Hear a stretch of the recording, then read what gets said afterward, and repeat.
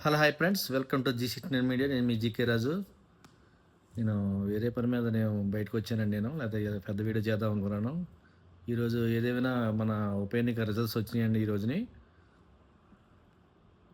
ఈ ఎన్నికలో జూబ్లీహిల్స్, మన తెలంగాణ స్టేట్‌లో జూబ్లీహిల్స్ నుంచి మన సన్నాసి శ్రీశైలం యాదవ్ గారి కుమారుడు నవీన్ యాదవ్ 24,000 ఓట్ల మెజారిటీతో గెలుపొందాడండి. ఇది హర్షించదగ్గ విషయం. అందరూ అభినందించాలండి ఇది. సంతోషించదగ్గ విషయం. ఎందుకంటే నేను ఫస్ట్ పెద్ద వీడియోలో చెప్పాను. ఒక పెద్ద వీడియోలో చెప్పాను మీకు నేను. పార్టీ పరంగా కాకుండా వ్యక్తిగతంగా చూడమని చెప్పాను నేను. నా వ్యక్తిగతంగా సన్నాసి యాదవ్ ఏంటో తెలుసని చాలా సంవత్సరాలు చూశానని, ఎంతమంది సేవ చేస్తాడో ఏంటో అని.